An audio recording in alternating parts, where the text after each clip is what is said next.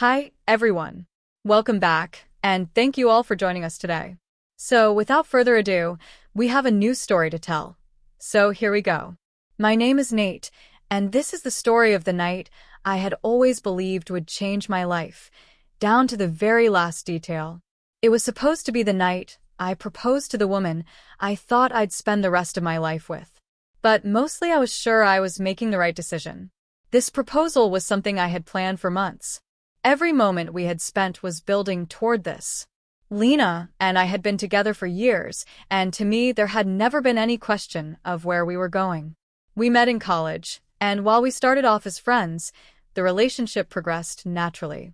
We had been going out for a year. She was smart and gorgeous and had this amazing talent for making me feel like the luckiest guy in the world. I was, or so I thought at the time. For weeks I searched for the perfect ring, sleek but simple, something that suited her perfectly, just as we matched. That night, I finally picked it up. As I held the small velvet box in my hands, I could already see the expression on her face as I got down on one knee. I pictured her breathing in sharply, putting her hands over her mouth, and finally responding with yes. It felt like everything was falling perfectly into place. But I was about to find myself doubting everything I knew. I had called a few of our best friends, the ones who had always been there for us in our relationship. They were as excited as I was. We had been preparing for this for weeks, covering every base. I pictured the moment vividly in my head. Lena's surprised face, the glee in her eyes, how her hand would shoot to cover her mouth in shock before she finally said yes. In the evening, we reached Lena's house. It felt like the air was electric, like something big was going to happen. Knowing that my friends were in on the surprise, they waited outside holding their excitement inside. They had their phones out, ready to capture the moment, ready to toast what was supposed to be the next chapter of my life. I could hardly hide my jitters. I was going to ask the person I loved to marry me. Instead of just knocking on the door, like I always would, I wanted to make the proposal extra special. I wanted Lena to be totally blindsided. So I reached in my pocket and pulled out the spare key she had given me years before, a sign of trust, her way of saying I was always welcome in her space. I turned the lock slowly and popped the back door open, trying to make no sound as I stepped inside. My heart was pounding. I could already play it out in my head how it would go. Lena surprised, maybe a little confused at first, asking herself why I had come into her home uninvited. Then I would call her to come outside. When she stepped outside and saw our friends waiting, before she could even ask what was going on, I'd be down on one knee, holding out the ring. And her face would light up when she would know how much care I had put into this. With our friends looking on and recording the moment, it would become a memory we'd share for the rest of our lives. That's how I imagined it. That was the way it was supposed to go. But life doesn't always unfold as we expect. I crept inside as quietly as possible, my heart pounding, not from anxiety, but from exhilaration. But before I could even step into the living room, I heard her voice. It was coming from down the hall, gentle and intimate, the kind of tone she had never used with me. My heart dropped, my enthusiasm giving way to curiosity. Who was she talking to? I sidled a bit closer, stepped just outside her bedroom door. I wasn't trying to eavesdrop. I just wanted to wait until she had finished talking so as not to interrupt her conversation. But as I listened, my gut nodded. After this weekend, I'll have to figure out how to break the news gently. You're the one I want and not him. He'd never forgive me, but who gives a s? I froze. All that went through my mind was static. It was as though someone had wiped my mind clean and replaced all that I could think with static. Did I hear that right? Maybe I imagined it. Perhaps she was talking about someone else. Was I misunderstanding her? I wondered, as I stood there replaying her explanation in my head. But no. It was obvious. She was referring to me. She was picking someone else. The ring box in my pocket weighed more. For all this time I'd been envisioning our future, envisioning what our life would look like together. But to Lena, I was only passing through. My breathing grew uneven. Why was she playing with me? Was I not good enough? Had this already been happening for weeks, months? Was anything that ever happened between us real? Not another second could I remain there. I turned and walked out the same way I came in, my legs acting on instinct. I didn't even feel like myself anymore. Everything felt numb. The moment I came out of there, my friends spotted me. Their smiles vanished in an instant. "Dude, what happened?" one of them said, clutching my arm. I shook my head and found my voice cracking. "I just need to go." The worry in their eyes was clear, but I couldn't stop to explain, not now. And then, from in the house, I heard footsteps. Lena had to have heard that ruckus. She probably sensed something was amiss. When she got to the front door, she froze. She knew. She knew I had been there. She could tell that I had heard it all. Her face contorted with anxiety. "Nate," she yelled, sprinting over to me. But it was too late. I was already gone. I woke up that night when my phone buzzed on the nightstand and I looked at the screen, and there it was, Lena's name. For a moment, I just stared at it, my mind blank. In reality, I had been spending the last few hours trying to process all this, trying to shove it out of my mind. I could have ignored it. I should have ignored it. But I didn't. Curiosity, anger, some wretched part of me that still wanted answers. I picked up. I inhaled, steadied myself, and swiped to answer. Her voice came through, light and cheery, like nothing had happened. "Hey, babe.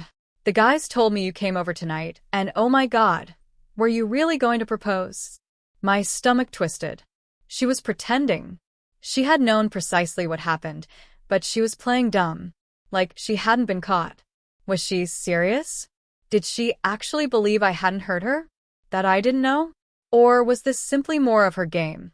More of an attempt to control his narrative? I let the silence hang, forcing myself not to pitch my breathing. I was not going to give her the response that she wanted. I was not going to explode, scream, or plead for an explanation. She was not deserving of that kind of energy from me. When she saw I wasn't answering, she spoke up. "What happened?" She'd lowered her voice, and it dripped with fake concern from each and every word. I took a breath and exhaled slowly, my tone calm but edged. "Yeah, something went wrong." Silence. I envisioned her there with the phone, tentative, scrambling for her next move. Perhaps she was about to feign tears. Maybe she had tried to turn it on me. Perhaps she'd seek to persuade me that my perception was wrong. But I wasn't giving her a fair chance. I didn't wait for a response. Didn't even let her time to add anything else. I hung up. I spent the next few days in a daze. I could hardly think straight. This was not just heartbreak. This was the sort of betrayal that made me doubt everything. How could I have been so naive? I stuffed that ring into a drawer the first opportunity one had, out of sight. Each time I saw it, my stomach turned. That ring was meant to signify forever. Now, it only served as a painful reminder of what I almost stepped into. Deleting the pictures was more difficult than I had thought. Years' worth of memories, gone in seconds. All of our trips, all of our vacations, all of those candid moments we had taken together, they all felt fake now. Yet I nevertheless forced myself to strike delete. Keeping them will only make it more difficult to move on. I thought I'd dealt with her enough. I was wrong. A few days later, my phone rang. It was Lena's parents. At first, I hesitated. What the hell could they want? But despite my better judgment, I replied. Her mom's voice was gentle, uncertain. "Well, Nate, we just heard back from Lena. She told us you broke up." She was in tears. "We just wanted to know what happened." I shut my eyes and breathed slowly. And, of course, she would skate the story. Naturally, she would portray herself as the victim. I should have expected this. "Did she tell you why?" I inquired, forcing my tone even. A pause. Then her dad sighed. "She said she did nothing." That was so absurd, I almost laughed. "She is not going to ask you the truth, then?" I told them everything: the proposal, the phone call, the other guy. I spoke in an even, factual tone. No anger, no yelling. Just the truth. Silence. At last, her dad spoke, his tone thick. "We had no idea." Of course, they didn't. Lena was good at pretending. She had everyone fooled. "We'll figure this out," her mom told me. I didn't need them to. It was already over. But I did wonder a little bit, if they had known the real her all along, would they have told me? Or just warned her to stop? About a week after all of that came out, I was starting to feel a little better.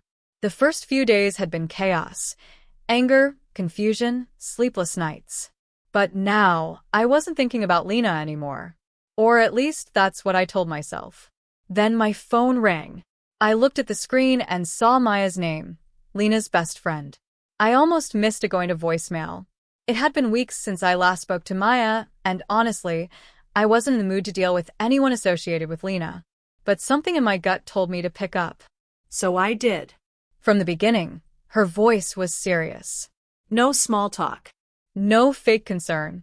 Just straight to the point. Nate, you have to understand something. I didn't respond right away. I just waited. My heart was racing already. Because deep down, I knew whatever she was going to say was going to make things worse. Maya took a breath. Lena wasn't only cheating on you, she continued. She was living two lives. I gripped the phone tighter. What do you mean? She wasn't just sleeping with that guy, behind your back. She's been doing that for months. And it's not the first time. I felt my stomach drop. She has a backup guy, Nate, that she keeps around. Every time. Which guy is better for her? She never fully commits to anyone until she's sure. I couldn't even speak. I just sat, trying to wrap my head around it. Maya kept going. She was not going to tell you. The idea was to let you propose and then figure out later all the ways she actually wouldn't go through with it. But the other guy, he never meant anything to her. He just wanted the flings. He had never intended to date her, let alone marry her. And there it was, the truth I didn't know I needed to hear. I felt empty. Lena never thought I was a real person. She didn't love me like I loved her. I was just an option. A safety net. The signs were all there, like how she was distant sometimes but sweet when she needed to be. The way she never planned for the future, but kept stringing me along. And now, she had lost it all. I exhaled, still holding the phone in my hand.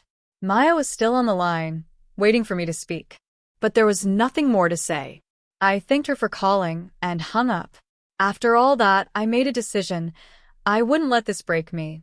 Yeah, it hurt. It took a while to get out of my head. But I would not allow Lena's betrayal to define me. So, I threw myself into work. Focused on my goals. The things I had sacrificed when I was too focused on creating a future with someone who never actually had me in hers. I picked up old hobbies. Reconnected with friends.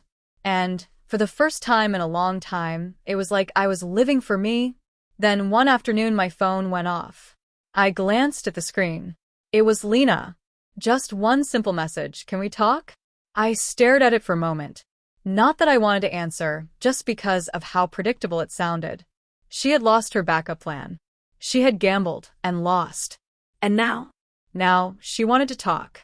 I didn't even click on the message. I smiled, deleted the number, and continued with my life. Love stories that aren't meant to end happily. And you know what? That's okay. Because some endings shouldn't wrap up with a bow. In fact, the happiest ending can often be when you choose yourself over someone who never truly chose you.